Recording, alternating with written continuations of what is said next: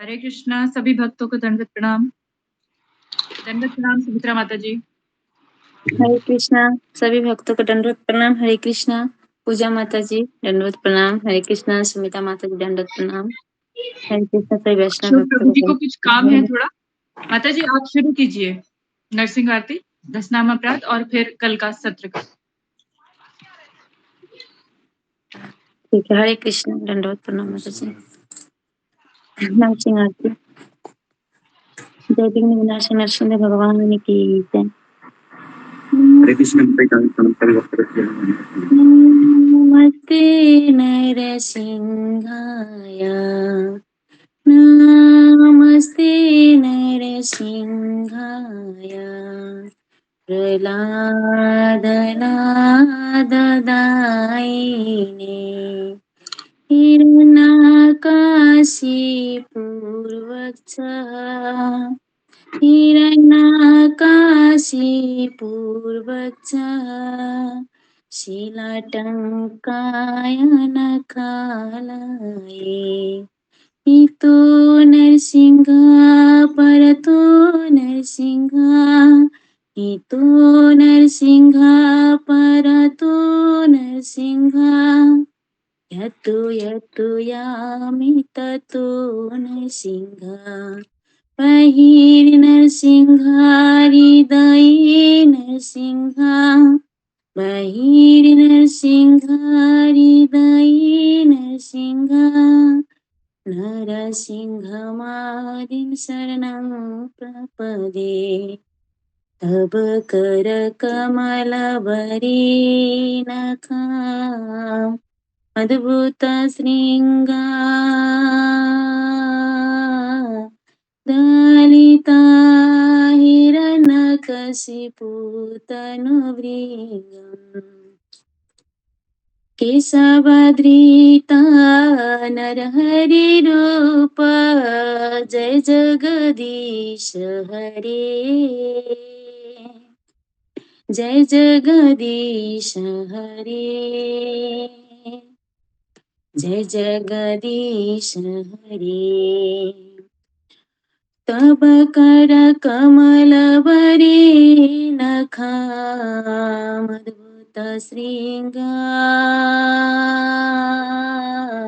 दलिता हिरण्यकशिपुतनुवृङ्गम् केशवधृता नरहरिरूप जय जगदीश हरे जय जगदीश हरे जय जगदीश हरे जय नरसिंहदेव नरसिंहदेव नरसिंहदेव जय नरसिंहदेव जय प्रहलाद महाराज प्रहलाद महाराज प्रहलाद महाराज जय प्रहलाद महाराज जय जय गुरुदेव गुरुदेव गुरुदेव गुरुदेव जय जय गुरुदेव गुरुदेव गुरुदेव गुरुदेव जय विघ्न विनाशक नरसिंह भगवान की जय जय भक्त प्रहलाद महाराज की जय जय जगत गुरु श्रील प्रभुपाद की जय समवेत भक्त वृंद की जय हरि बोल निताई गुरु हरि बोल हरि बोल। बहुत अच्छा मंत्र है। भगवान के नाम जप में होने वाले 10 अपराध। भगवान नाम के प्रचार में संपूर्ण जीवन समर्पित करने वाले महाभागवतों की निंदा करना। दूसरा, शिव ब्रह्मा आदि देवों के नाम को भगवान नाम के समान अथवा उससे स्वतंत्र समझना। तीसरा, गुरु की अवज्ञा करना अथवा उन्हें साधारण मनुष्य समझना। चौथा, वैदिक शास्त्रों अथवा प्रमाणों का खंडन करना। पांचवा, हरे कृष्ण महामंत्र के जप की महिमा को काल्पनिक समझना। छठा, पवित्र भगवान नाम में अर्थवाद का आरोप करना।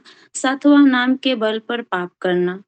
आठवां, हरे कृष्ण महामंत्र के जप को वेदों में वर्णित एक शुभ सकाम कर्म कांड के समान समझना। नौवां, अश्रद्धालु व्यक्ति को हरिनाम की महिमा का उपदेश करना। 10वां, भगवान नाम के जप में पूर्ण विश्वास न होना। और इसकी इतनी अगाध महिमा श्रवण करने पर भी भौतिक आसक्ति बनाए रखना। भगवान का जप करते समय पूर्ण रूप से सावधान न रहना भी अपराध है। प्रत्येक वैष्णव भक्त को चाहिए कि इन 10 प्रकार के अपराधों से सदा बचकर रहे, ताकि श्री कृष्ण के चरण कमलों में प्रेम शीघ्रातिशीघ्र प्राप्त हो, जो मनुष्य जीवन का परम लक्ष्य है। हरे कृष्णा। सभी वैष्णव भक्तों को दंडवत प्रणाम। हरि बोल। बहुत सुंदर बात है। हरे कृष्ण।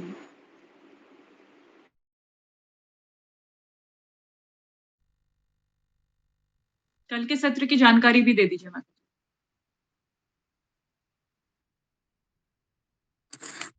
ठीक है। हरे कृष्णा।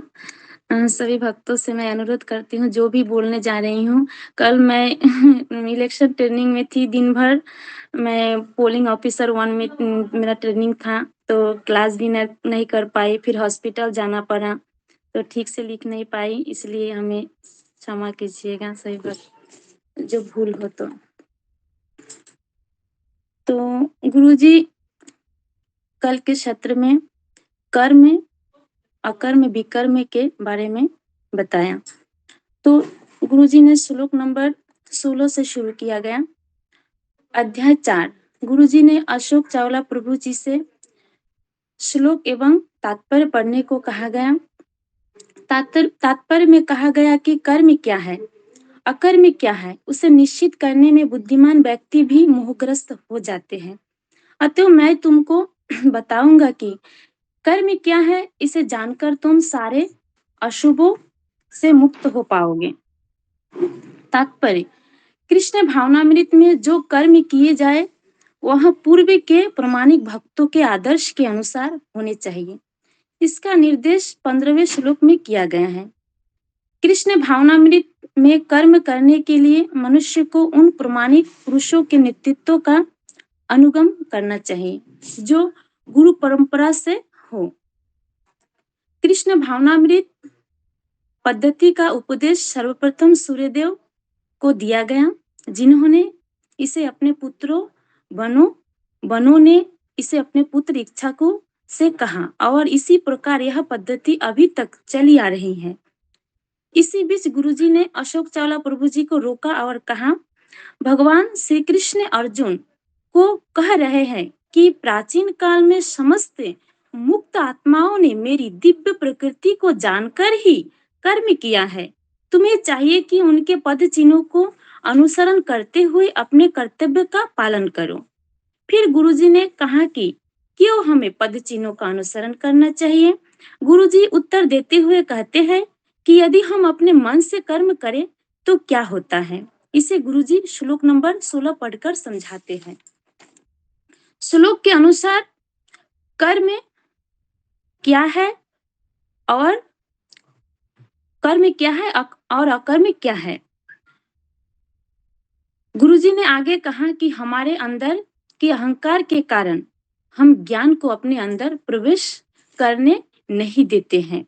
अतः इसलिए हमें गुरु की शरणागति लेनी चाहिए, जिससे हमें अहंकार पर विजय मिल पाती है और हम गुरु के माध्यम से शास्त्र का ज्ञान प्राप्त कर लेते हैं तथा हमें उचित दिशा प्राप्त होती है। इसके बाद गुरुजी ने शिला प्रभुपाद जी के एक उदाहरण देकर कहा कि एक बार अमेरिका में शिल प्रभुपाद से किसी ने पूछा कि आपके गुरुदेव इस समय कहाँ है। तो उन्हें जवाब में उत्तर दिया कि मेरे गुरु इस समय गोलोक धाम में है, लेकिन वो हमेशा मेरे साथ ही रहते हैं, मुझसे वो कभी दूर नहीं रहते हैं। फिर भी गुरुजी ने कर्म और विकर्म के बारे में विस्तृत चर्चा की। गुरुजी ने यह भी कहा कि बुद्धिमान व्यक्ति भी मोहग्रस्त हो सकता है, इसलिए हमें हमेशा गुरु से मार्गदर्शन लेते रहना चाहिए तथा कृष्ण भावना पद्धति के अनुसार ही जीवन जीना चाहिए। गुरुजी ने बताया कि भक्ति में आने के लिए मिनिमम क्वालिफिकेशन क्या है। तो भक्ति में आने के लिए मिनिमम क्वालिफिकेशन है कि ये भक्त है, ये कभी हमें धोखा नहीं दे सकते हैं। प्रभुपाद की शिक्षा मेरे लिए रामबाण उपाय है या रामबाण दवाई है। भक्तों का संग यही मेरा असली घर है। गुरुजी बताते हैं कि हमें इतनी श्रद्धा तो होनी ही चाहिए। हरे कृष्णा। गुरुजी दंडवत प्रणाम। सभी वैष्णव भक्तों को दंडवत प्रणाम। मैं इतना ही लिख पाई, अच्छा से बोल भी नहीं पाती हूँ क्योंकि मेरा श्रवण कौशल भी अच्छा नहीं है, इसलिए मैं अच्छा कुछ भी नहीं कर पाती हूँ, इसलिए मैं क्षमा चाहती हरी बोल हूँ। माता जी। बिल्कुल। माता बहुत जी बहुत सुंदर सुंदर, माता जी, हरी बोल, हरी बोल, दंडवत सही प्रणाम भक्तों को माता जी, धन्यवाद हरी बोल, हरी बोल, बहुत अच्छा बोल हरी बोल, रही सुमित्रा है। माता जी, दंडवत प्रणाम। बहुत सुंदर माता जी। हे भक्तों हरे की चरण कृष्ण दंडवत प्रणाम। प्रणाम सभी भक्तों का चरण में। सभी भक्तों को हरे कृष्णा, दंडवत प्रणाम सभी भक्तों को। हरे कृष्णा। सभी भक्तों के चरणों में कोटि-कोटि दंडवत प्रणाम। हरे कृष्णा।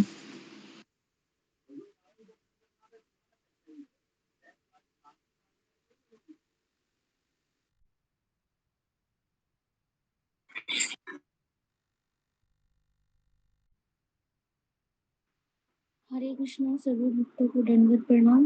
हरे कृष्णा। हरे कृष्णा सही भक्तों को दंडवत प्रणाम। दंडवत प्रणाम माता जी। हरे कृष्णा। सभी भक्तों के चरणों में दंडवत प्रणाम। माता जी जय श्री राम। हरे कृष्णा, सभी भक्तों को दंडवत प्रणाम।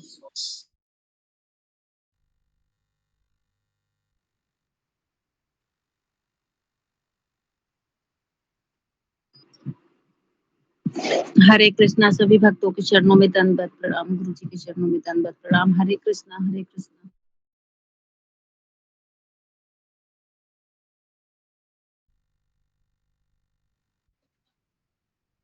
हरे कृष्णा। रंजना माता जी।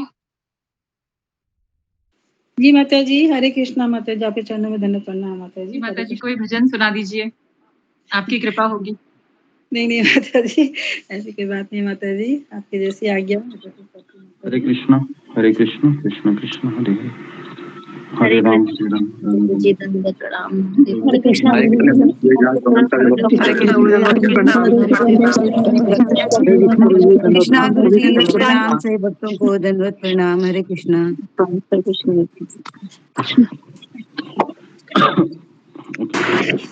गुरु जी के चरणों में दंडवत प्रणाम। सभी भक्तों के चरणों में दंडवत प्रणाम। ओम अज्ञानतिमिरन्धस्य ज्ञानाञ्जनशलाकया चक्षुरुन्मीलितं येन तस्मै श्री गुरुवे नमः।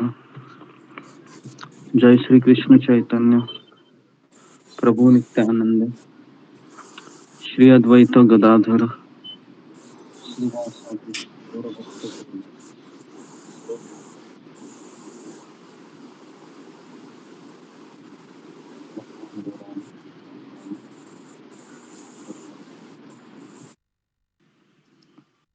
ओके, हरे कृष्ण।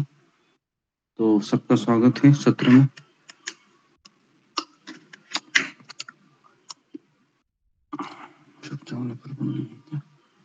ओके, तो आज हम शुरुआत करते हैं भगवद गीता की क्लास में से।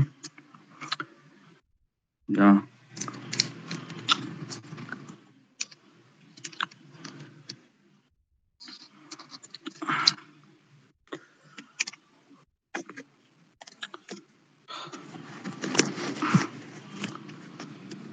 ओके, हरे कृष्ण।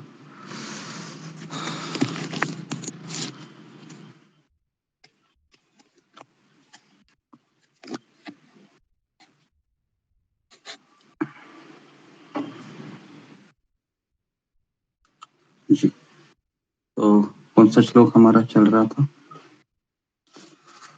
श्लोक क्रमांक 70th नंबर।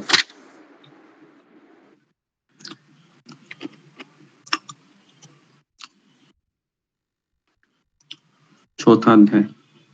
ओके, चौथा अध्याय का 19वां श्लोक।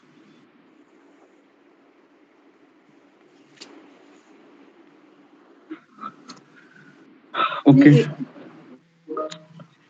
17 श्लोक, 17। कर्म ने कर्म 17 हो गया था, कल ही हो गया था। 18 नंबर। 18 है। ओके, तो 18वां श्लोक पे हम चर्चा करेंगे। श्लोक क्रमांक 18।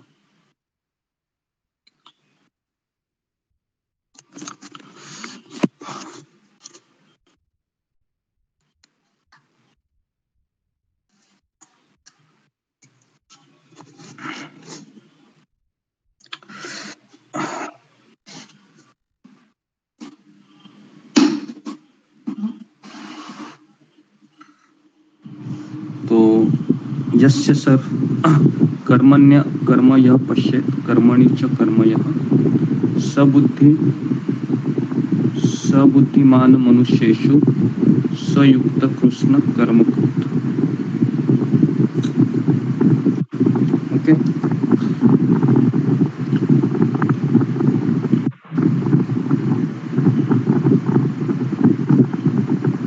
ओके।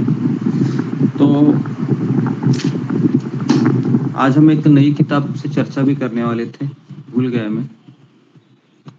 तो आज एक हम नई किताब को ले रहे थे, थोड़ा सा बीच बीच में इस किताब को मैं लेना चाहूंगा। इस किताब का नाम है, छोटा सा ही किताब है, सिंपल फॉर सिंपल।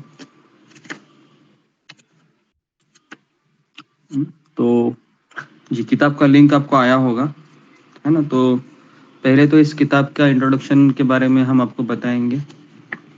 तो थोड़ी सी ये भी जो किताब है बहुत सुंदर किताब है ये, और एक जीवन कहानी है एक माता जी की जो अमेरिकन है, लेकिन इनकी जो कहानी है वह ऐसी दिशा में प्रवेश करती है जब इनको कैंसर होता है या कोई बीमारी होती है, और उसके पश्चात उस बीमारी हालत में ये किस तरह से अपनी भक्ति को जारी रखते हैं। तो ये एक सुंदर इस किताब में चित्रण बताया गया है। ट्रू स्टोरी है, लाइव स्टोरी है। केवल कम से कम 1980 जी 1980, 83, 82 की बात है ये, और अभी 2024 चल रहा है। तो कम से कम 40 साल पुरानी स्टोरी है ये। ओके, तो बहुत सुंदर कथा है ये। तो हमेशा इस कथा को हम नहीं लेंगे, बीच बीच में जिस तरह से 2 दिन 3 दिन भगवत गीता लेंगे, और फिर कुछ दिन हमको ऐसा लगा कि किताब को लेना चाहिए तो इस किताब को भी हम लेंगे। तो बहुत सुंदर किताब है ये। इस किताब को मैंने पढ़ा है मंदिर में एक ब्रह्मचारी के साथ, हम दोनों बैठते थे इको विलेज में और इसको पढ़ाई करते थे शाम को, और वो पढ़ते थे, मैं सुनता था, कभी मैं पढ़ता था वो सुनते थे। और ये कहानी एक अजीब दिशा में प्रवेश करती है, और किस तरह से ये जो माता जी है इनका नाम है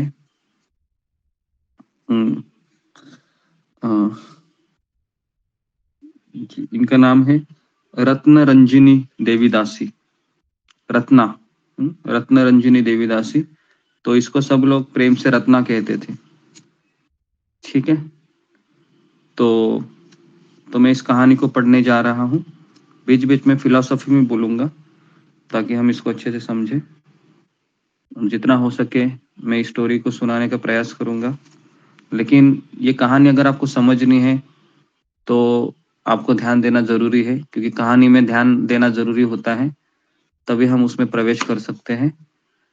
यथाशक्ति जिस तरह से हमने लीगेसी ऑफ लव, प्रेम की विरासत करके किताब अभी अभी हमने कंप्लीट किया पिछले हफ्ते ही। तो मैं सोच रहा था कि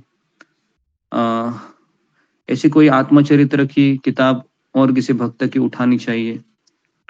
तो इस किताब का नाम मुझे पहले आया, क्योंकि इस किताब में भी बहुत सुंदर सुंदर हमारे लिए अनुभव होंगे, क्योंकि जब व्यक्ति एक भयंकर पीड़ा के शारीरिक अनुभव से जा रहा होता है तो उसके लिए भक्ति एक असाधारण बात होती है, क्योंकि फिजिकल पेन बहुत होता है, और फिर भी वह, और खास करके इस किताब का सबसे मुख्य जो उद्देश्य है वो ये है कि ये माता जी को जीवन के अंतिम समय में ये पता चल गया था कि मैं कौन हूँ, और मैंने इसका काफी बार आपको जिक्र भी किया है, आपको याद होगा तो, जब है ना इनकी आंखें भी चली गई थी और है ना ये डेथ बेड पर थी, इनको कैंसर हुआ था और इनका केक लाया गया था इनके लिए, और ये ठीक से ठीक केक का कलर भी बताती है कौन सा कलर का केक है, उसका ऊपर का थर कौन से कलर का है, कितने भक्त वहां पर है ना अवेलेबल हैं, सारी चीज बताती हो। तो शौक लगता है सारे भक्तों को कि ये कैसे संभव है, इसकी तो आंखें नहीं है। तो फिर वो ये बताती है कि मुझे अभी अभी राधा रानी आई थी बताने के लिए। तो ट्रू स्टोरी है ये, और फिर वह भरोसा किया जाता है क्योंकि इतनी भीषण शारीरिक पेन में कोई व्यक्ति झूठ नहीं बोल सकता। और इस तरीके से ये माता जी भगवत धाम जाती है। ये किताब भले ही छोटा है लेकिन इसमें चैप्टर बहुत ज़्यादा है, तो इसको मैं बहुत ही गहराई से आपको सुनाना चाहता हूँ। तो धीरे धीरे हम चले जाएंगे, ठीक है जी। तो कितने लोग रेडी है इसको सुनने के लिए? फिंगर को रेज कीजिए।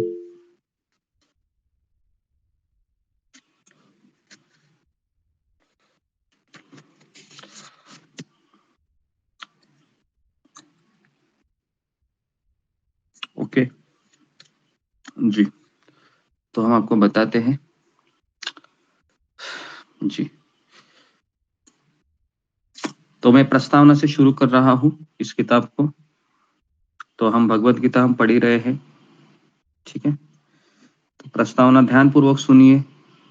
इस तरह से एक महिला है, किसी की पत्नी है, किसी की माँ है, किस तरह से वो शिल प्रभुपाद की शिष्य है और यूरोप में रहती है, मंदिर की ये सेवा कर रही होती है अकाउंटेंट का माता जी, कि जितने भी मंदिर में हिसाब किताब रखना इनका सेवा होता था। बहुत सिंपल थी। तो एक शिवराम स्वामी महाराज है जो इनसे परिचित थे, तो वो इनके बारे में बताते हैं प्रस्तावना में। प्रस्तावना मतलब जो किताब में शुरुआत में ही होता है।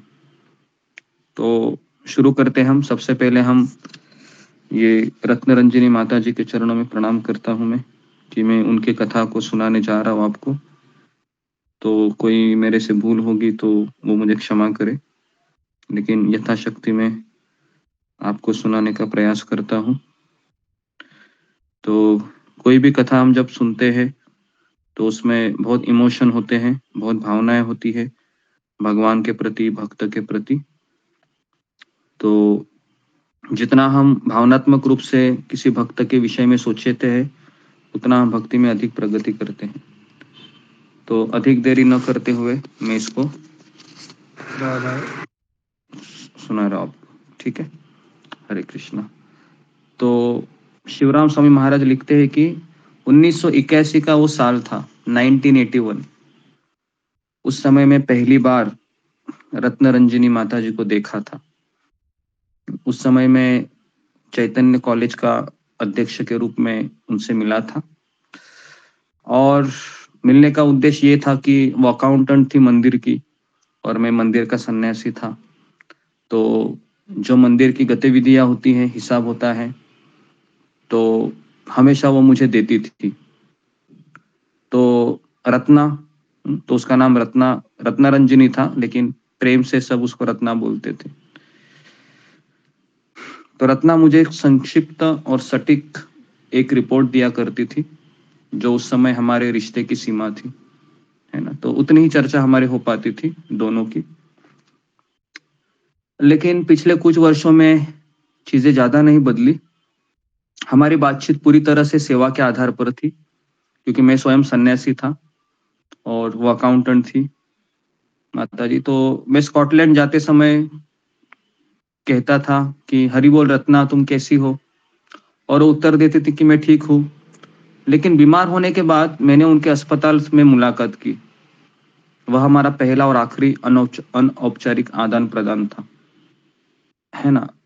तो शिवराम स्वामी महाराज कहते हैं कि मुझे याद है कि कुछ घंटों के लिए एक छोटे से कमरे में मैं बैठा था। किसी ऐसे व्यक्ति से व्यक्तिगत रूप से बात करने की मैं कोशिश कर रहा था जिसे मैं 15 साल से जानता था, लेकिन वास्तव में मैं उसको जान ही नहीं पाया।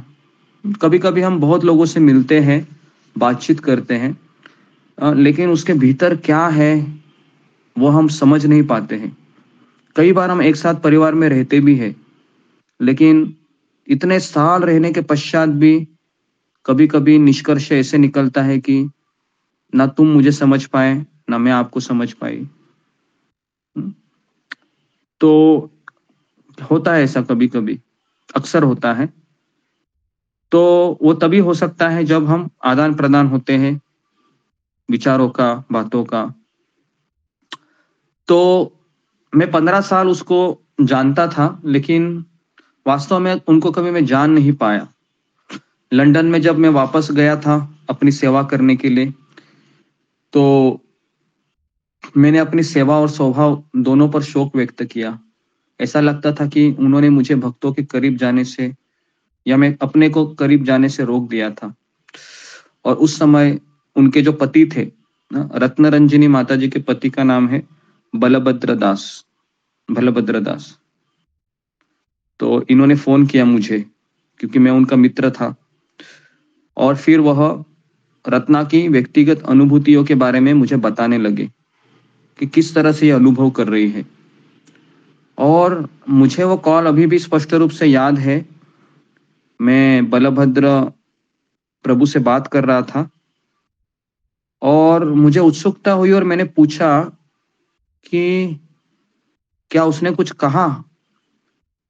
तो उसने कहा कि हाँ, वो कह रही थी कि मुझे राधा रानी मिलने आती है। और एक बार ऐसे हुआ कि वह बेड पर ही थी, लेकिन कह रही थी कि मैं पूरा अस्पताल घूम रही हूँ। और फिर वह कह रही कि मैं 9 साल की लड़की हूँ, और इतना सब वो बोल रही थी। तो मैंने उसको फोन पर ही कहा कि और उससे पूछो कि उसका आध्यात्मिक स्वरूप क्या है करके। तो और अधिक अधिक पूछने के पश्चात उसने कहा कि मैं कृष्ण के लिए यशोदा मैया जो खाना बनाती है, उस किचन में मैं रोटी बेलने का मुझे सेवा दिया गया है। तो इतनी ही बात मेरी हो पाई और फिर वो फोन कट हो गया। और वो कॉल मुझे आज भी याद है। धीरे धीरे कुछ विवरण और भी सामने आए। मैंने एक वैष्णवी के आत्म साक्षात्कार होने की जीवंत तस्वीर को बहुत नजदीक से सुना। इससे पहले कि मैं कुछ पता करूं, इससे पहले कि मैं उससे दोबारा मिल पाता, लेकिन वो चली गई थी। इस संसार को छोड़कर वो चली गई थी। ये विचार मुझे और अधिक सताने लगे क्योंकि मैं इसके साथ इस बारे में कोई चर्चा ही नहीं कर सका। रत्नारंजिनी माता जी शील प्रभुपाद के शिष्या थी और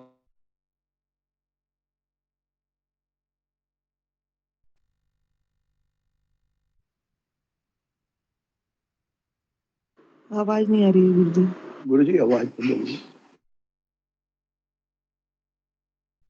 एक मिनट,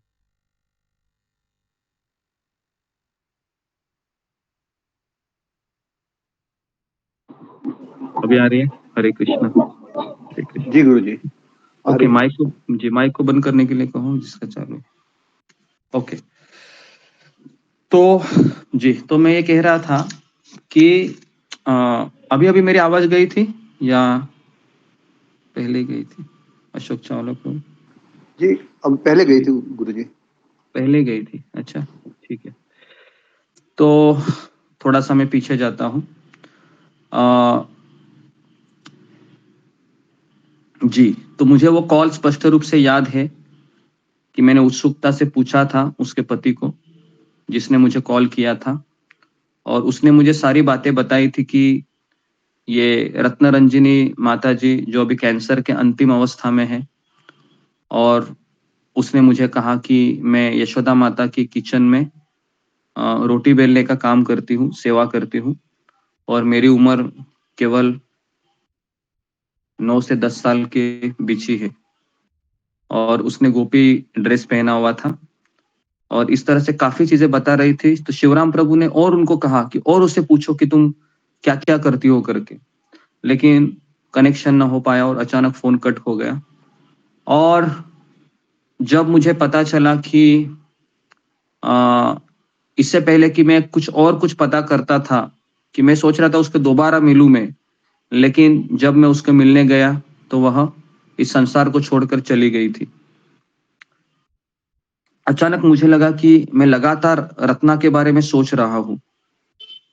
एक साधारण भक्त जिसने वैष्णव और शिल प्रभुपाद के मिशन की सेवा की और अपने स्वरूप को स्पष्ट रूप से समझ लिया था कि मैं कौन हूं, क्या मेरा जीवन का लक्ष्य था।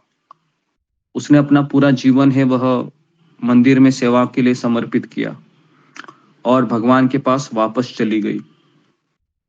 महाराज कहते वो कोई सन्यासी नहीं थी, वह कोई गुरु नहीं थी, ना वो कोई बड़ी पुस्तक वितरक थी, ना वो कोई लेक्चरर थी, वो ना वो बड़े कभी प्रवचन करती थी। एक वह साधारण सी महिला थी, लेकिन उसको अपने आध्यात्मिक गुरु और कृष्ण के ऊपर विश्वास था, निष्ठा थी, और इसलिए वो स्तर वो इसी जन्म में, इसी मनुष्य देह में वो प्राप्त कर पाई। फिर भी अपने सरल विश्वास से उसने आसानी से जीवन का लक्ष्य प्राप्त कर लिया। मुझे ये विचार बहुत सताने लगा, क्योंकि मैं उसके साथ इस बारे में कोई चर्चा ही नहीं कर पाया। तो रत्न रंजिनी शिल प्रभुपाद के वचन का प्रमाण थी, कम से कम 16 माला का जप करो, भक्ति के नियमों का पालन करो, रोज सुबह जल्दी उठो 4 बजे, ब्रह्म मुहूर्त पे जपा करो, मंगल आरती करो, आप भगवान के पास चले जाएंगे। बिना किसी अतिरिक्त प्रयास से उसकी सेवा के परिणाम स्वरूप यह हो जाएगा। मैं स्वयं चकित था, क्योंकि मैं सन्यासी था और अब भी हूं। और इसके भगवत धाम होने के कुछ ही दिन बीत ही मुझे उसके बारे में कुछ याद ही नहीं आ रहा था।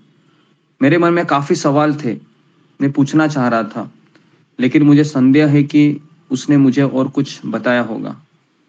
मैंने बलभद्र प्रभु है जो उसके पति थे, जिन्होंने उनकी बहुत सेवा की जब उनको कैंसर हुआ था, वो रत्ना के अंतिम दिनों के बारे में लिखते हैं। तो मैंने कहा कि तुम एक किताब क्यों नहीं लिखते हो, ताकि पूरी दुनिया को पता चले कि किस तरह से शिल प्रभुपाद के वचनों को पालन करते हुए व्यक्ति भगवत धाम जा सकता है। मैं जानता था कि यह पुरुष और महिला दोनों भक्तों के लिए प्रेरणा का एक बड़ा स्रोत होगा। देखिए, हर एक भक्त का जो सफर होता है भक्ति में वो अलग होता है, लेकिन कोई इस तरीके से कोई क्या बोल सकते हो कि अपना जीवन तैयार नहीं कर पाता है, क्योंकि अंतिम समय बहुत खतरनाक होता है, बहुत ज्यादा ही। और उस समय जो पीड़ा होती है, उस पीड़ा को सहन करते हुए माला जप करना बहुत कठिन होता है। तो कृष्ण भावना की प्रक्रिया काम करती है ना? कृष्ण भावना की प्रक्रिया काम करती है।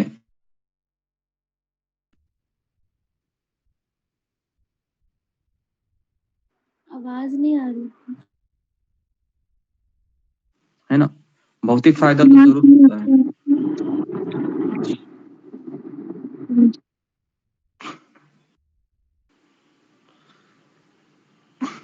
तो बस हमें रत्ना जैसा विश्वास रखने की जरूरत है।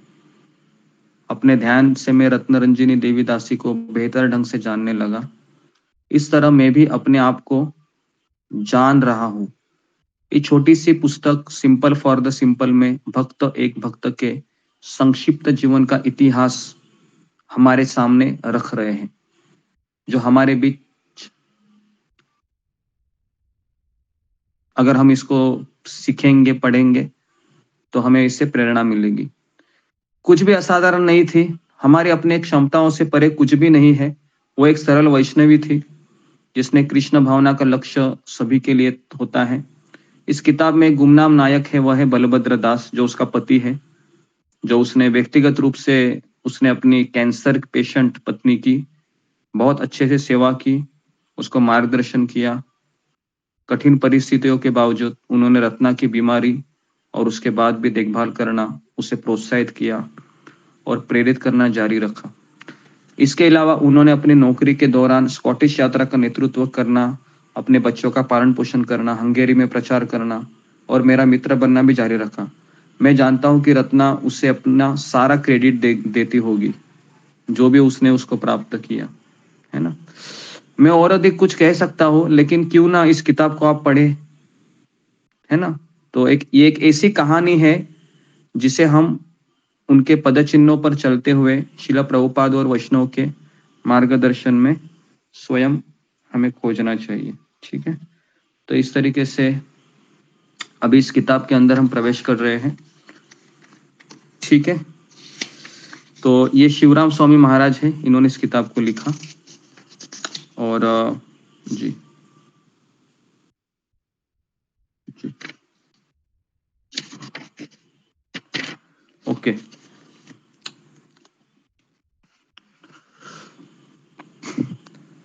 तो अभी मेरा यहाँ पर थोड़ा सा एक सवाल है कि शिला प्रभुपाद ने हमें ऐसे कौन से वचन दिए हैं जिसे हम पालन करने से हम भगवत धाम जा सकते हैं। क्या उनके वचन हैं, कोई मुझे कहेगा, जिसे हम रोज के रोज फॉलो कर रहे हैं, जैसा मैंने भी आपको बताया। क्या वो वचन है? जी अशोक चावला प्रभु, आप बताइए। गुरु जी, एक तो 4 नियम का पालन करना है, 16 माला करनी है प्रातः उठ के पूर्ण रूप से, और भक्तों की सेवा करनी है, उनसे ज्ञान प्राप्त करना है जो प्रामाणिक हों, गुरु शिष्य परंपरा से हों। ये सिंपल बातें हैं गुरु जी। ओके जी, धन्यवाद। इसके अलावा और कोई बताना चाहेगा? जी रूबी कुमारी। जी हरे कृष्ण गुरु जी, धन्यवाद प्रणाम सभी भक्तों को, धन्यवाद प्रणाम। गुरु जी, एक जो पहला है 16 माला ब्रह्म मुहूर्त में कंप्लीट करना और 4 नियमों का पालन करना, और आप बताते हैं कि हमारी जो 9 बजे की साधना है उसे कंप्लीट करना और भक्तों की सेवा करना। ओके ओके ठीक है। और जी ममता पाल। हरे कृष्णा गुरु दंडवत प्रणाम। गुरु जी, जो प्रभु जी ने बताया, माता जी ने बताया, उसमें एक जो है गुरु की आज्ञा का पालन करके रहना, मतलब जैसे प्रभुपाद जी अपने गुरु की वाणी के ऊपर अपने भक्ति मार्ग को मतलब बनाए रखा, तो मतलब गुरु की आज्ञा आएगा इसमें। और दंडवत प्रणाम गुरु जी। ओके जी ठीक है। और इसके अलावा सुजाता।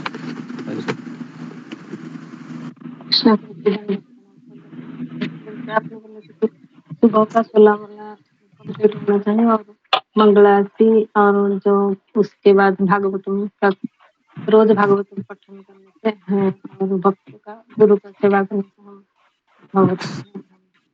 ओके जी ठीक है। नियमित सत्संग करना ये भी होता है। जी ओके जी। तो कितने लोगों को ऐसा लग रहा है कि हम शिला प्रभुपाद के वचनों पे चल रहे हैं? फिंगर को रेज कीजिए। जी, कितने लोगों को ऐसा लग रहा है कि जो शिला प्रभुपाद ने बताया है वो मैं कर रहा हूँ या कर रही हूँ? ओके ठीक है। तो ओके, तो अभी हम और अंदर प्रवेश करते हैं इस किताब के। अभी इंट्रोडक्शन पार्ट है, तो इसमें थोड़ा सा बताया गया है। हाँ, तो इसको मैं कवर करता हूँ, फिर हम अंदर। किताब का नाम क्या है गुरु जी? इस किताब का नाम है सिंपल फॉर सिंपल। ये देखिए, ये मेरे पास किताब है, इंग्लिश किताब है, लेकिन मैं आपको ट्रांसलेशन करके सुना रहा हूँ। देखिए, ये किताब ऐसी है ना, खास करके वो लेगेसी ऑफ लव जो मैंने लादिनी माता जी का किताब लिया था, और ये वाला किताब कोई आपको यूट्यूब में कहाँ नहीं मिलेगा, क्योंकि ये किताब ऐसे कोई लेक्चर नहीं होते हैं। ये तो हम हम डे टू डे रोज हम मिलते हैं, इसके लिए हम ऐसे ऐसे किताबों को हम कवर कर पा रहे हैं। इसमें आप लोगों का भी सहयोग है। अगर मैं शायद अकेला पढ़ता था तो मुझे इतने अनुभव नहीं आते थे, लेकिन मैं आप लोगों को सुना रहा हूँ, तो भगवान श्री कृष्ण मुझे भी कुछ कुछ साक्षात्कार देते हैं। ठीक है, तो मैं आगे बढ़ रहा हूँ। जी, तो रत्नरंजिनी, ओके जी। तो रत्नरंजिनी देवीदासी के जीवन के पिछले 2 वर्षों की उज्जवल घटनाएं इस किताब में लिखी हुई है। हाँ, पिछले 2 साल की, जिसको हम याद करके अपने जीवन को प्रेरित कर सकते हैं। रत्नरंजिनी माता जी है, वह एसी भक्तिवेदांत स्वामी शील प्रभुपाद की शिष्या है, जो international society for Krishna consciousness के संस्थापक आचार्य है। वो स्वभाव से बहुत शांत आत्मा थी और कड़ी मेहनती थी, और उसका एक बहुत अच्छा गुण था, इसको आप नोट कीजिए। वो गुण था सेम लादिनी माता जी की तरह ही, भगवान के भक्तों की सेवा करना उसको बहुत पसंद था। ठीक है, भगवान के भक्तों की सेवा करना उसे बहुत पसंद था। वापस मैं कह रहा हूं कि भगवान के भक्तों की सेवा करना उसे बहुत पसंद था। रत्ना ये बलभद्र दास की पत्नी थी और उनके 2 बच्चे थे, अभय चरण दास और कुंती देवी दासी। ऐसे एक लड़का था, एक लड़की थी, उनकी माँ थी ये। ठीक है, तो रत्ना के करीबी हम में से कुछ लोगों के लिए यह बहुत दुखद और दर्दनाक ऐसी घटना थी, लेकिन साथ ही साथ बहुत ज्ञानवर्धक और आनंददायक भी थी। किसी अपने को इतने दर्द, परीक्षण और क्लेश से गुजरते हुए देखना कम से कम इतना दर्दनाक था, लेकिन महान आनंद के कई क्षण थे। कई बार जो कृष्ण ने प्रकट किए हुए थे, शिल प्रभुपाद और उनके भगवान ने रत्ना को उसके भौतिक अस्तित्व के सबसे महान क्षण के लिए तैयार किया था। बराबर है, जो दर्द होता है, जो पीड़ा होती है जीवन में, इस संसार में, वो पीड़ा हमको ऐसे सुखद आनंद के लिए तैयार करती है जिसका शायद ही हमें, है ना, अवगत होगा वो बात। क्योंकि कोई भी चीज इस संसार में बहुत पीड़ा से ही एक सुंदर अनुभव प्राप्त होता है। जिस तरह से कमल है वो कीचड़ में खिलता है ना, या गुलाब का फूल है वह कांटे रूपी वृक्ष में ही लगता है, ठीक उसी प्रकार से सुंदर सुंदर जो जीवन के अनुभव है वह भी इस दर्दनाक जो पीड़ा होती है उससे ही प्राप्त होते हैं। तो इसलिए सुबह भी हमने इसी बात पे चर्चा की, असुरक्षित होना एक दर्दनाक पीड़ा है ना, लेकिन अगर हम उसको गहराई में जाकर चिंतन करें, सोचे, विचार करें, तो हमें समझ में आएगा कि ये सुंदर अनुभव है। तो यहाँ पर रत्नरंजिनी, रत्ना है ना, मैं रत्ना ही कहता हूँ, रत्ना माता जी एक भयंकर पीड़ा से गुजर रही थी। भक्तों को देखना भी बहुत वह हृदय को हिलाने वाला था। और लेकिन लेखक लिखते हैं कि कई बार कृष्ण ने उसको प्रकट किया कि तुम वापस अपने घर, अभी तुमको आना है भगवत धाम। तो इस छोटे से प्रयास से मैं आपकी सेवा करने जा रहा हूं, और अगर इस किताब में कुछ कमियां हैं तो आप मुझे क्षमा करें। मैं बलभद्र दास को आशा देता हूं कि, है ना, मैं बलभद्र दास ये आशा दे रहा हूं कि मैंने यहाँ पर मेरी पत्नी के भक्ति मार्ग का विस्तृत वर्णन करने का प्रयास किया है। मैं प्रार्थना करता हूँ कि जो भी इसको पढ़ेगा उसे शील प्रभुपाद के, है ना, जो शिष्य है, सरल ईमानदार रत्ना रंजिनी देवीदासी की महिमा एक सच्चा और सच्चा प्रयास मानकर स्वीकार करेंगे। शील प्रभुपाद का अनुसरण करने के प्रयास मात्र से यह सिद्धि भी हो सकती है। प्रभुपाद का निर्देश है, हम सभी एक दिन अपने घर लौट जाएंगे, भगवान के पास जहां हम सभी वहां से आए हैं। कलयुग के इस खतरनाक भवसागर को पार करने के लिए इस्कॉन एक उपयुक्त नाव है। हालांकि रास्ते में बहुत सारी बाधाएं होंगी, कोई बात नहीं, डटे रहना, चलते रहना। मुश्किलें आएंगी, मुश्किलें जाएंगी, और मुश्किलें आएंगी और जाएंगी। चलते रहेंगे तो निश्चित रूप से हम यात्रा करेंगे। लेकिन शिल प्रभुपाद में अपना विश्वास बनाए रखते हुए और केवल ईमानदारी से अगर हम उनकी आज्ञा का पालन करेंगे और रत्ना की तरह कड़ी मेहनत करते हुए भक्तों की सेवा करेंगे, भक्तों को आनंद देंगे, तो ये हमारे साथ जल्दी होगा। बस हमें अपना वास्तविक जो लक्ष्य है, कृष्ण और प्रभुपाद की सेवा, जैसा कि रत्ना ने किया, वो हमेशा हमको करना है। ओके, शील प्रभुपाद की जय। तो इस तरीके से वो बलभद्र दास है इंट्रोडक्शन में थोड़ा लिखते हैं। तो अभी हम चैप्टर 1 में प्रवेश कर रहे हैं, है ना। थोड़ा सा एक किताब है, ये सुनने लायक है क्योंकि स्टोरी है, लेकिन बीच बीच में मैं थोड़ा सा अपना साक्षात्कार भी बताता रहूँगा कि जहाँ जहाँ मुझे लगा कि आपको बताना चाहिए। तो यहाँ पर मुझे एक बात बहुत अच्छी लगी कि लेखक लिखते हैं, महाराज बोलते हैं कि ये एक सिंपल लेडी थी, कोई बड़ी गुरु नहीं थी या बड़े प्रचारक नहीं थे या बड़े प्रवचनकर्ता भी नहीं थे, लेकिन इनके पास एक ऐसी चीज थी जो भक्ति के लिए बहुत जरूरी थी। वो है अपने गुरु के प्रति समर्पण और वैष्णव की सेवा करने का उत्साह। ये दो चीजें हैं, ये दो चीजों से वह उस योग्य बन गई जो इसी जन्म में, इसी शरीर में उनको पता चला कि मेरा स्वरूप क्या है। और ये इस्कॉन में ये एक ही ऐसी किताब है, जितना कि मैंने अभी तक किताबों को देखा है, सुना है, कि जिसमें पता चला है कि आध्यात्मिक जगत में मेरा स्वरूप क्या है। ये किताब है। और एक दूसरी किताब है, वह है ऐन्द्र प्रभु है, वृंदावन के कीर्तनकार, उनका भी किताब है। अगर मुझे मिला तो उस पर भी हम चर्चा करेंगे, अभी तक मेरे पास वो आया नहीं। तो इस किताब को हम जारी रखते हैं। तो जारी रखने से पहले एक प्रश्न मैं आपको जरूर कहूँगा और आपको इसका उत्तर भी देना है कि भगवान से भी बढ़कर भक्त की सेवा क्यों मायने रखती है। जी, फिंगर को रेज कीजिए कि भगवान से भी ज्यादा एक भक्त की सेवा क्यों अपने जीवन में मायने रखती है। जी बताइए, फिंगर को रेज कीजिए।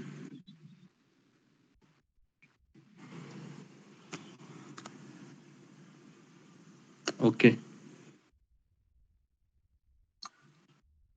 जी, प्रवीणा बोलिए। कृष्ण गुरु जी, धन्यवाद, प्रणाम गुरु जी। क्योंकि भगवान को ज्यादा पसंद होता है भक्तों को ये करना, भगवान ज्यादा प्रसन्न हो जाते हैं भक्तों की सेवा करने से।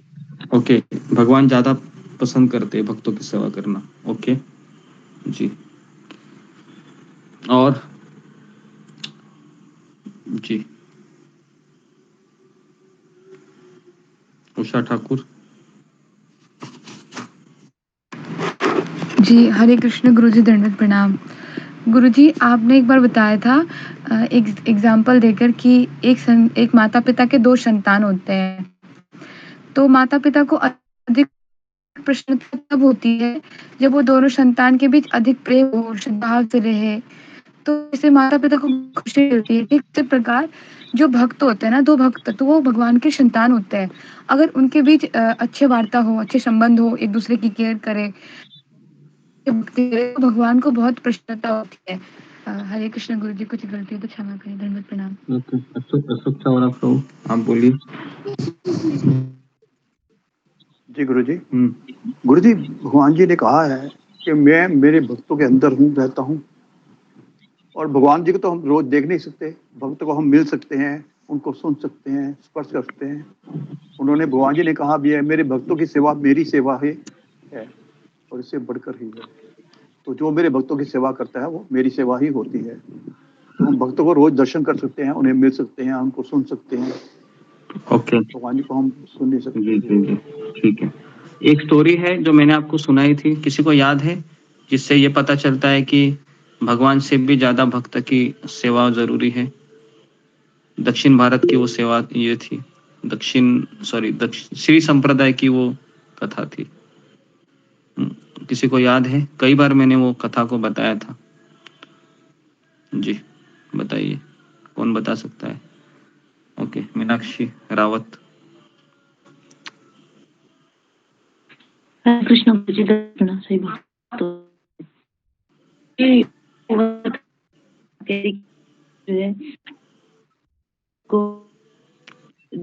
तुम्हारा आवाज नहीं आ रहा है।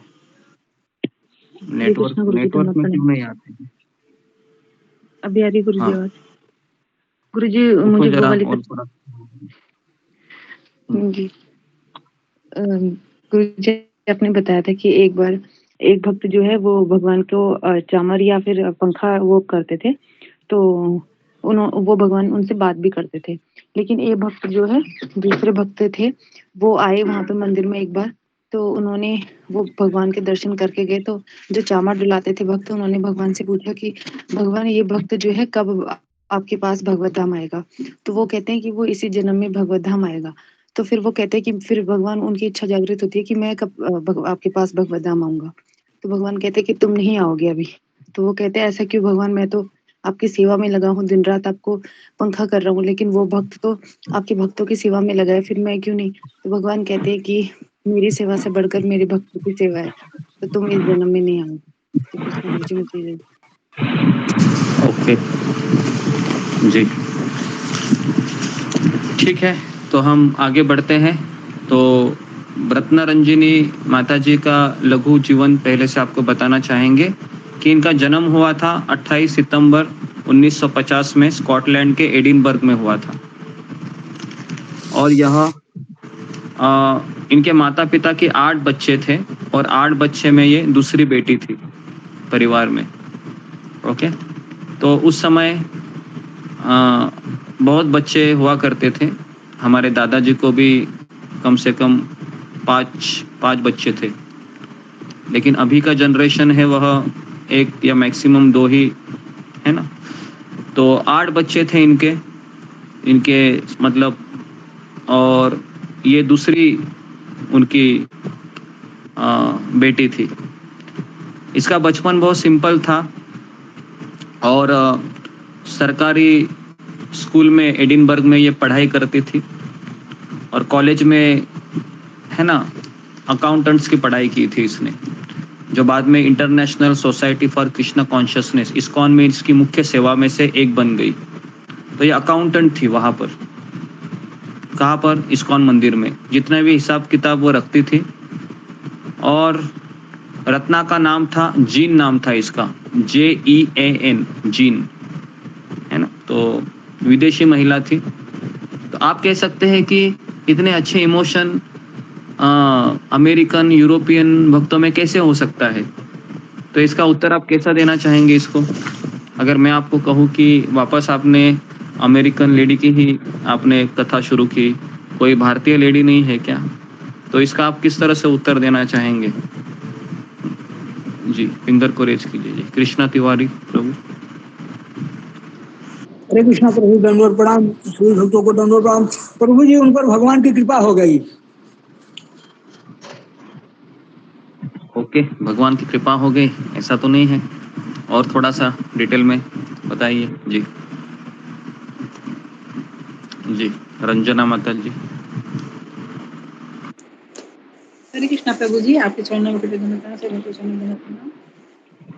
जी। तो मतलब वो तब उनका माहौल वैसा होता है, मतलब उनके देश का, जैसे वो लोग ऐसे उनको जब इस तरह की चीजें मिल जाती है, जब मतलब उस कोटि की जो मतलब इस तरह का ऐसा जो भी नहीं, माहौल तो सब जगह होता है, भारत में भी माहौल है ऐसे।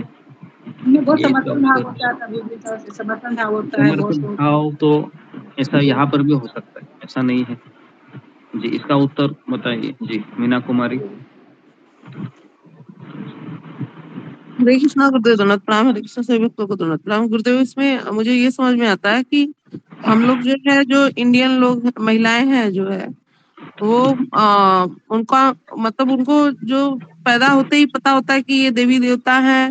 काफी चीजें वो सकाम कर्म की तरह करती हैं, जैसे कि जैसे वो कभी भी उतना उस तरीके से गुरु की आज्ञा पे वो समर्पित हो ही नहीं पाती। कहीं ना कहीं उनको अपना नॉलेज होता ही होता है उसमें बीच में।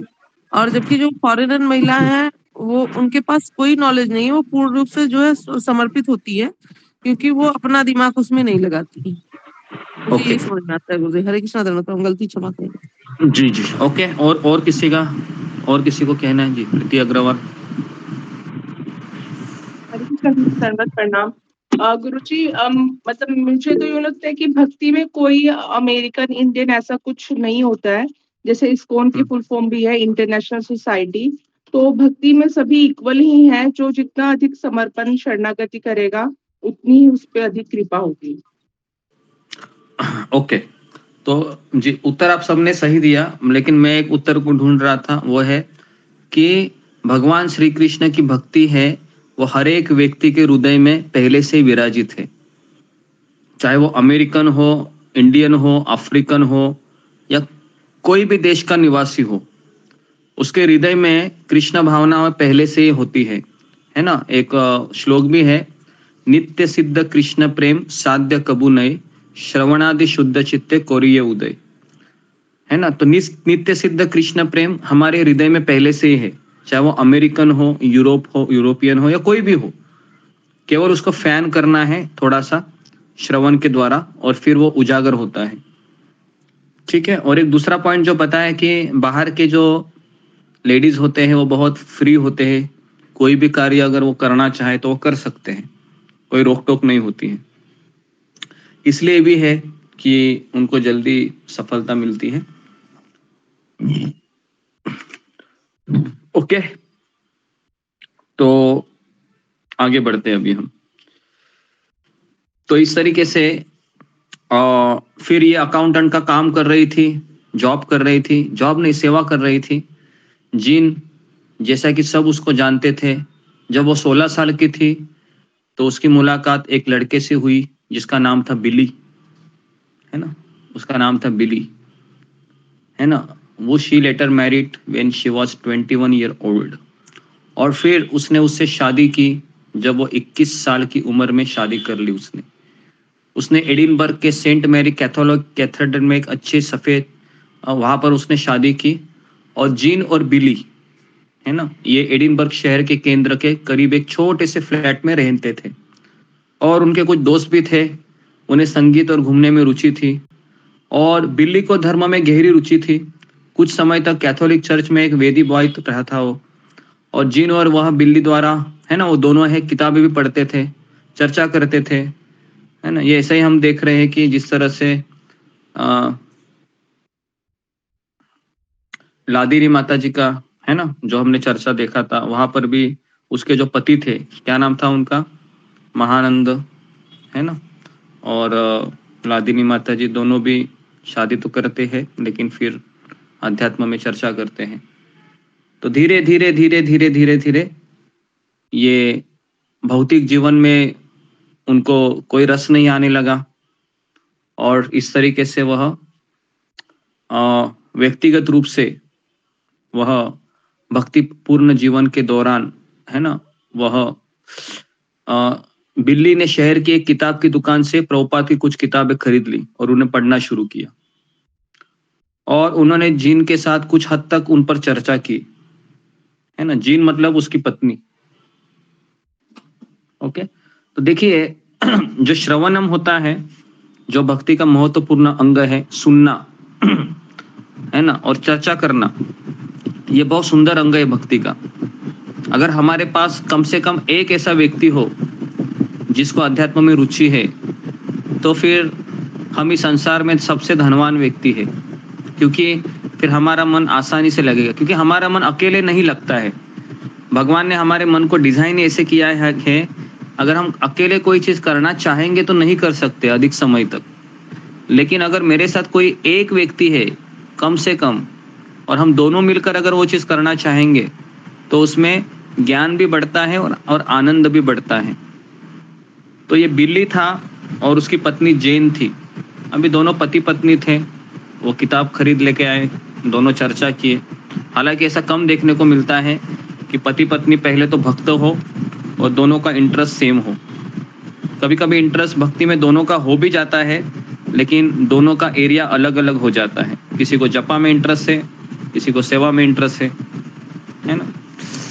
तो यहाँ पर अभी भी दोनों ये भक्त नहीं बने थे, तो इसके लिए दोनों किताब पढ़ने लगे।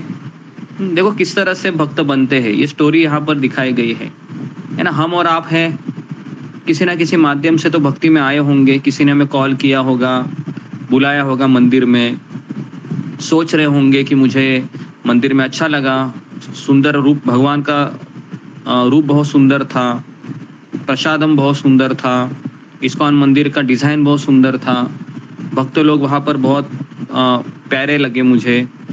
बहुत सारी चीज़ें होती हैं जो भक्ति में हमें आकर्षित करती है। तो एक दिन बिल्ली ने फिर कहा कि मुझे इस्कॉन मंदिर में जाने का फैसला किया, उसने जाना चाहिए। तो उसने देखा कि उस समय एडिनबर्ग के फॉरेस्ट रोड पर एक मंदिर था। तो जब वो घर लौटा तो उसने जीन से कहा कि मैं अभी अभी बहुत सुंदर लोगों से मिलकर आया हूँ। तो उसकी पत्नी जीन ने कहा कि बिली किस बारे में बात कर रहे हो? तो फिर बिली ने कहा कि मैं अभी अभी मंदिर जाकर आ गया और मंदिर में इतने अच्छा दर्शन था, इतने अच्छे भक्त थे, मैंने माला खरीद ली, ये देखो। तो माला खरीद के लेके आए वो। और इस तरीके से जैन को लगा कि ये मेरा पति है, वह मंदिर जाकर आ गया। और बिल्ली ने कहा कि मंदिर से भी ज़्यादा मुझे वहाँ के लोग अच्छे लगे, कितना सुंदर बात करते हैं, कितनी मीठी बात करते हैं। तो बिल्ली ने जिन को कहा कि क्यों ना हम दोनों वापस चलेंगे मंदिर में। और फिर बहुत मनाने लगा वो अपनी पत्नी को, लेकिन जिन का झुकाव ज़्यादा नहीं था। जिन को लगा कि ये क्या अब इसका नया चालू हो गया, मंदिर जाने लगा है और मुझे भी खींच रहा है। तो बेसिकली जो ये बिली था वो शर्मिला स्वभाव का था और जिन का ज़्यादा झुकाव नहीं था उस समय। लेकिन एक दिन बिली ने कहा कि मैं जा रहा हूँ मंदिर में, और उसकी मुलाकात हो गई ब्रह्मा जननी देवी दासी, एक महिला भक्त से हुई। और दोनों की चर्चा हो गई। उसने बिली से उसकी पत्नी के बारे में पूछा, तो कहा कि मैं शादीशुदा हूँ और अपने पत्नी के साथ शहर में फ्लैट में रहता हूँ। तो कहा कि मैंने दीक्षा ली है प्रभुपाद जी से, ब्रह्मा जननी देवी दासी। और उसने बिली को कहा कि क्यों नहीं तुम शाम को जिन को अपने, है ना, मिलने के लिए आप आएंगे, उसको प्रोत्साहित करो जरा, वो नहीं आना चाह रही है मंदिर में।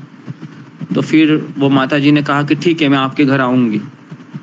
तो इस तरीके से ब्रह्मा जननी देवी दासी, ये माता जी है, वह बिली के घर में गई जहाँ पर जिन थी, और उत्साहपूर्वक, है ना, उसने देखा कि किसी का माइक शुरू हो गया है, देखिए सब लोग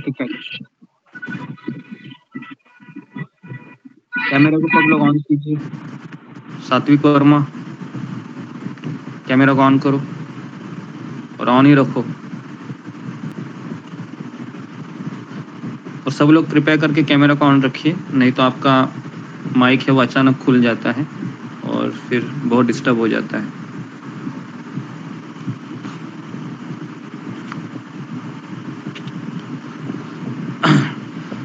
तो इस तरीके से जीन है बहुत आश्चर्यचकित हो गई जब उसने ब्रह्म जननी देवीदासी को देखा कि इसने तिलक लगाया था, कंठीमाला पहनी थी, साड़ी पहनी थी और एकदम देवी लग रही थी।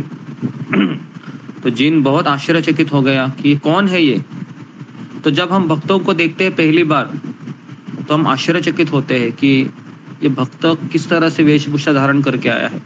तो भगवान कृष्ण भगवत गीता में कहते हैं कि अर्जुन सवाल पूछता है कि कैसे मैं भक्तों को पहचानूं, भक्त कैसे बोलता है, कैसे उठता है, कैसे बैठता है, कैसे चलता है।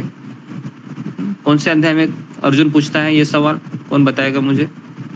अर्जुन ये सवाल कौन से अध्याय में पूछता है कि आपका भक्त कैसे चलता है, कैसे बैठता है, कैसे उठता है? जी हाँ, रूपी कुमारी। जी हरे कृष्णा गुरु जी, दंडवत प्रणाम। गुरु जी दूसरे अध्याय में पूछते हैं, लास्ट श्लोक में रहते हैं।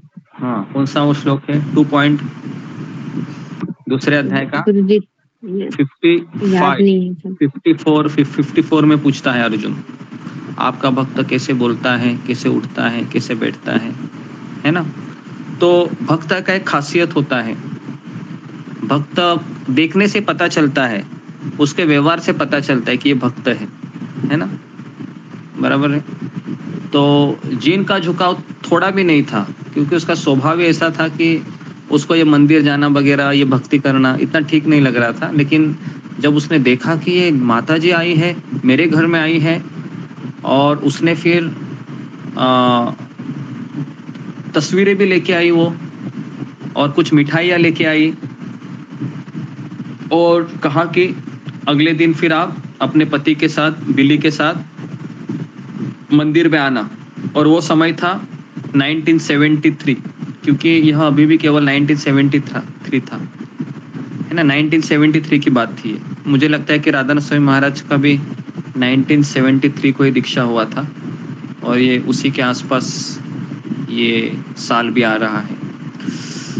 तो जीन इससे बहुत प्रेरित हो गई, क्योंकि वो भागवतम क्लास में वो आगे श्रीमद् भागवतम उसने देखा, और भागवतम के अंदर एक रंगीन चित्र थी, ब्रह्मा जी का चित्र था, प्रभुपाद जी का चित्र था, पूरी गुरु परंपरा थी।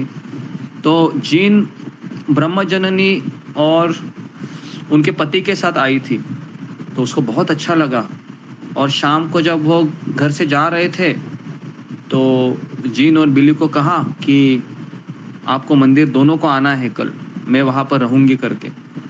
तो इस तरह से शाम में वो दोनों बातें करते रहे, और फिर जीन और बिली दोनों ने अपने अपने अनुभव बताए कि हम किस तरह से भक्ति में आने की कोशिश कर रहे हैं। और बिली ने फिर मंदिर जाने के बारे में जीन से बात की, वापस की, चलो अभी तो चलो।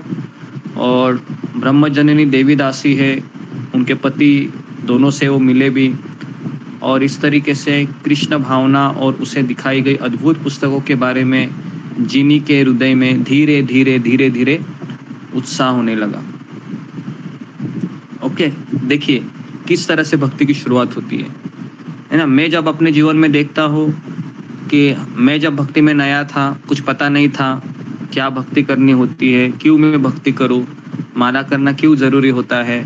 ज़िंदगी में मैंने माला नहीं की थी, 108 मणि का माला भी मैंने पहली बार देखा 18 साल के बाद, ये माला भी करते हैं। मुझे लगता था कि माला करना ये सब साधु संतों का ये होता है, और हम तो पढ़ाई कर रहे थे उस समय। लेकिन जैसे ही इतने सारे भक्तों को देखा, सबसे पहले मैंने मंदिर में डॉक्टर ब्रह्मचारी को देखा, जो डॉक्टर था, MBBS किया था, उसने अपना सर मुंडवा लिया था। मुझे तो आश्चर्य लगा कि डॉक्टर का पेशा करने के पश्चात भी ये किस तरह से ब्रह्मचारी बन रहा है और यहाँ पर गेरवा वस्त्र पहन के सेवा कर रहा है। फिर मुझे किसी ने बताया कि ये देखो, ये IIT में पढ़ा लिखा है, तो मुझे और भी आश्चर्य होगा, IIT से पढ़ा लिखा व्यक्ति ये क्या कर रहा है यहाँ पर। तो ऐसे अजीब अजीब शौक लगने लगे जब मैं पहली बार मंदिर में गया। तो पता चला कि यहाँ के लोग काफ़ी बुद्धिमान है ना, यहाँ के लोग काफ़ी बुद्धिमान है। और मैं अपने आप को देख रहा था, मैं तो इतना बुद्धिमान भी नहीं था, लेकिन ये लोग माला कर रहे थे, ये लोग अपने भगवान की सेवा में लगे हैं। तो फिर मुझे लगा कि मेरे से भी इंटेलिजेंट लोग यहाँ पर हैं, तो फिर मुझे करना चाहिए। तो इस तरीके से हम जब मंदिर में जाते हैं तो काफ़ी चीज़ें पता चलती है ना। तो इस तरीके से यह जीन है, उसने पहली बार अपने पति से कहा कि अभी ये दोनों भक्त हमारे घर में आए हैं, तो अगले दिन मैं मंदिर ज़रूर चलूँगी आपके साथ। तो इस तरह से ये पहला इंटरेस्ट था जीन का, जो मंदिर, इस्कॉन मंदिर में जाने के लिए उसने निश्चय किया। और फिर हम सब लोग जानते हैं कि इस किताब के अंतिम पेज में वही जीन फिर प्रभुपाद से दीक्षा लेती है, और बहुत सुंदर है ना अपना जीवन वो बिताती है ना। बिली का नाम होता है बलभद्र दास, जो उसका पति होता है, और जीन का नाम हो जाता है रत्ना रंजिनी देवी दासी। तो इस तरीके से है ना ये दोनों फिर है ना। तो इस तरीके से फिर जीन का जो पहला दिन मैं आपको बताऊंगा, फिर मैं स्टॉप करता हूँ। तो जीन शाम को मंदिर में पहुंची और भक्तों ने उनका स्वागत किया, बहुत अच्छा व्यवहार रहा। जब वे पहुंचे तो शाम के प्रसाद का समय था। भक्तों ने उनको तुरंत बिठाया, आइए आप बैठिए करके, और तुरंत उन्हें प्लेट भर के प्रसाद खिलाया। और उन्होंने जीन का इतना स्वागत किया कि जीन कहने लगे कि पहली बार मेरा ऐसा किसी ने स्वागत किया कि मुझे इतना अच्छा उन्होंने आदर दिया, और बहुत प्रभावित हुई। और तो वहाँ पर एक मंगला आरती देवी दासी थी जो जीन के प्रति विशेष रूप से मधुर थी, और जीन को यह बात हमेशा याद रहती है ना। तो हम सबको पहला दिन हमारे भक्ति का हमेशा याद रहता है कि मैं भक्ति में पहले दिन गया था। आज भी मुझे भी याद है ना। मुझे वो पूरा दृश्य दिखाई भी देता है आंखों के सामने। आज से 20 साल पहले मैं जब इस्कॉन मंदिर में गया था, है ना, श्री राधा गोपीनाथ मंदिर में, तो जीन है वह मंदिर का अपना अनुभव सुना रही थी, बता रही थी कि किस तरह से एक मंगल आरती देवी दासी ने मुझे इतना सुंदर मेरे से बातचीत की, और जीन को हमेशा उसकी बात याद अभी भी रही थी। और भक्तिपूर्ण जीवन के पहले कुछ महीनों में उसने जीन की बहुत मदद की, और इस कारण जीन के मन में हमेशा उसके प्रति बहुत सम्मान बना रहा। तो इस पहली मुलाकात के बाद जीन ने कभी पीछे मुड़कर नहीं देखा। उसी समय उसने ठान लिया कि इसी चीज की तो मैं खोज कर रही थी, यही तो मुझे जिंदगी में चाहिए था। ऐसे लोग मैंने कहाँ नहीं देखे हैं। तो भक्तों का व्यवहार, भक्तों का बोलना, भक्तों से डीलिंग, ये धीरे धीरे धीरे धीरे उसको आकर्षित करने लगा। और फिर उसने ठान लिया कि मैं यहीं पर, कौन है यहाँ के आचार्य, कौन है संस्थापक आचार्य।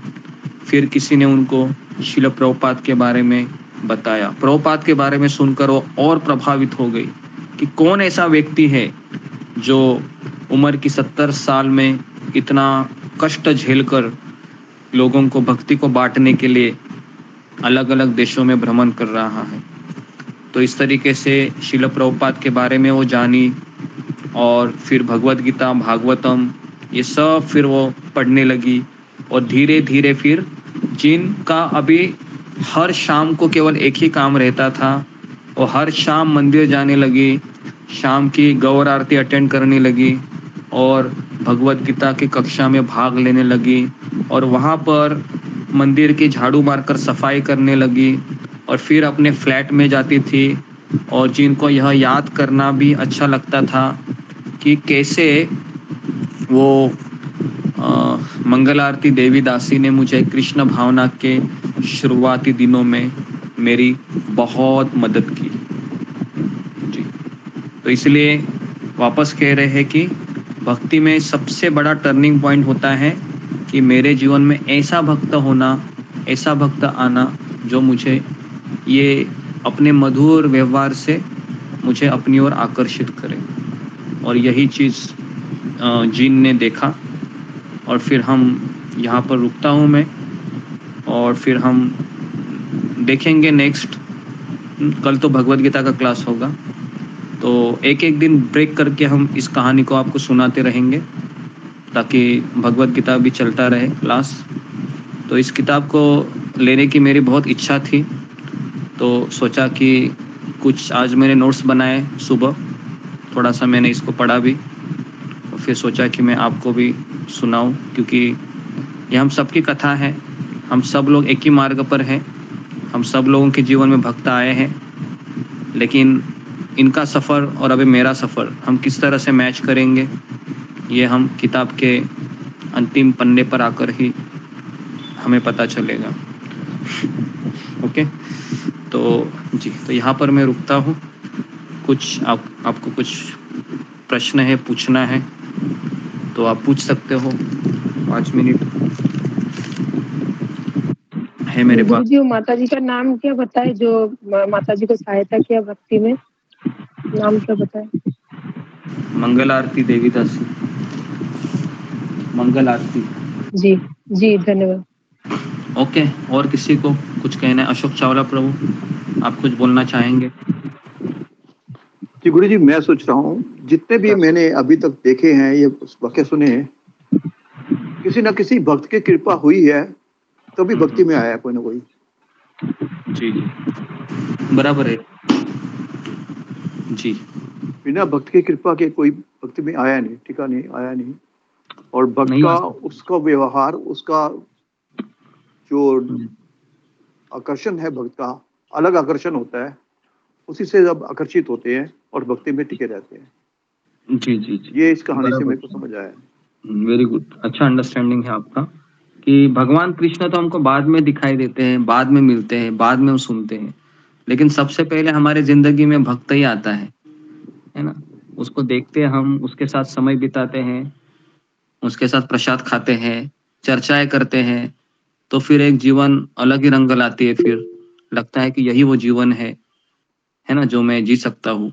सब जगह पर झूठ ही दिखता है, सब जगह बेईमानी ही दिखती है, सब जगहों पर ऐसा लगता है कि जब मैं इसकी पीठ खुजाऊंगा तब ये मेरी पीठ खुजाएगा। सब स्वार्थ के संबंध देखते हैं। लेकिन हम जब मंदिर में गए थे, मुझे याद है कि ऐसा लगता है कि ये व्यक्ति केवल मुझे देने के लिए ही तड़प रहा है, ताकि प्रसाद दे, भगवत गीता का किताब दे, है ना। तो मेरे लिए तो बहुत अच्छे अच्छे अनुभव मुझे मिले हैं कि यात्रा के लिए जब पैसे नहीं होते थे, वृंदावन जाना है, तो कई भक्त पैसे भी दिया करते थे और कभी मांगते भी नहीं थे कि वापस देना भी है। तो मुझे लगा कि ये तो बहुत सुंदर जगह है, यहाँ पर तो लोग मदद भी करते हैं, है ना। तो इस तरीके से फिर अलग ही दिशा में हम चलना चाहते हैं ना। मैं इस रास्ते पर इसलिए चला कि मुझे भी ऐसे मेरे जीवन में भक्त लोग आए कि जिन्होंने निस्वार्थ प्रेम दिया मुझे, नहीं तो शायद मैं भी इस्कॉन में नहीं आता था।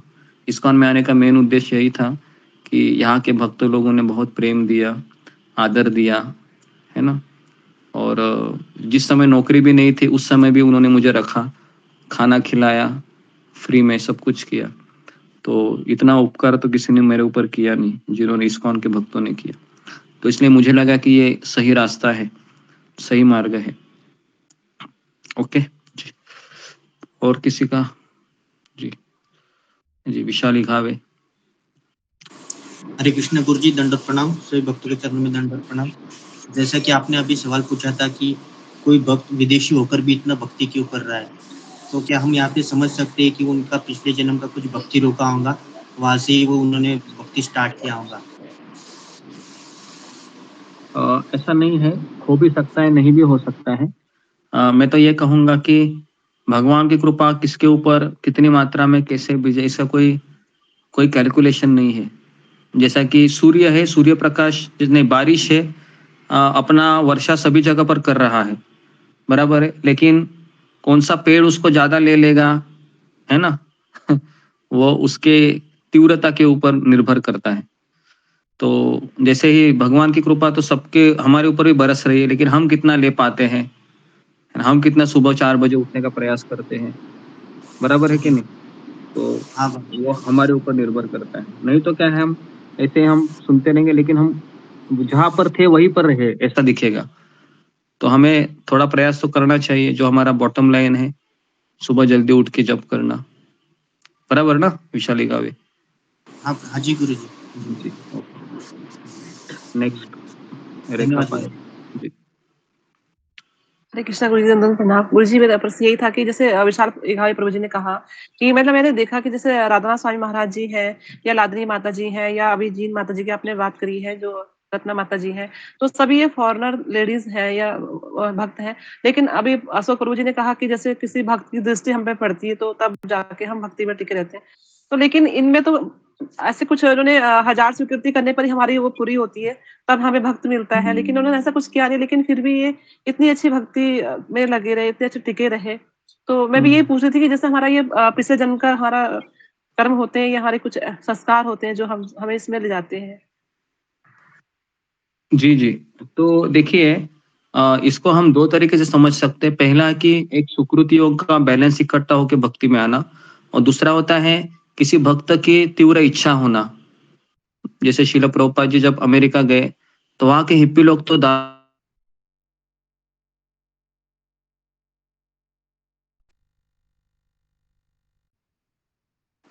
गुरु जी आवाज बंद हो गई आपकी। गुरु जी आवाज बंद हो गई। गुरु जी आवाज बंद हो गई।